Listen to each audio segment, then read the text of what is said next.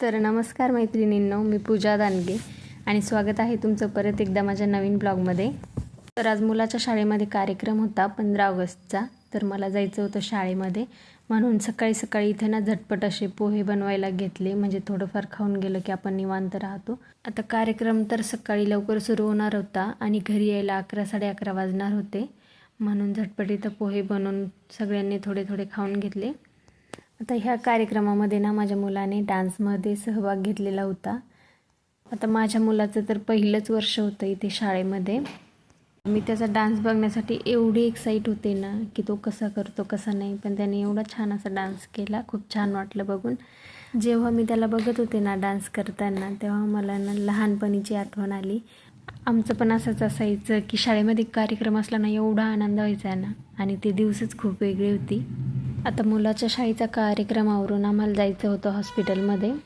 आता हे जे हॉस्पिटल आहे ना ते टी पॉईंटच्या समोर, म्हणजे फुलंब्रीचा जो रस्ता जातो ना त्या रस्त्याला होतं, आणि तिकडचा व्ह्यू एवढा सुंदर होता ना, मी तो कॅमेऱ्यामध्ये कॅप्चर करून घेतला. तुम्ही बघू शकता किती छान असं वातावरण आहे ना, पाऊस पडल्यावर एकदम असं हिरवगार आणि खूप छान वाटत होतं. असं वाटत होतं ना इथंच थांबून घ्यावं, निघूच नाही इथून. आता रस्त्याने जाताना ना आम्हाला एका ठिकाणी एक काका दिसले जे मका विकत होते, आणि आता रस्त्याने काही खायला दिसलं आणि आम्ही थांबणार नाही असं होऊ शकत नाही, कारण शहरामध्ये ना हे अनुभवायला भेटत नाही. ते काका आहे ना मस्त भट्टीमध्ये असे मका भाजत होते. गॅसवर एवढी चव नाही लागत, त्यामुळे आम्ही थांबलो तिथे, मका वगैरे खाल्ली आणि परत आमच्या दिशेने निघालो. आता सकाळी तर आम्ही 11 साडे 11ला घरून निघालो होतो, म्हणजे शाळेतून निघालो होतो हॉस्पिटलसाठी. तरी येताना आम्हाला 5:30 वाजले, कारण वेटिंगवरती थांबावं लागलं. आता हे जे हॉस्पिटल होतं जिथे आम्ही गेलो होतो, म्हणजे माझ्या मिस्टरांचे ना पाठ दुखते, त्यासाठी आम्ही गेलो होतो. यूट्यूबला आम्ही त्यांचे व्हिडिओ वगैरे बघितले होते, म्हणून आम्ही तिथे गेलो होतो.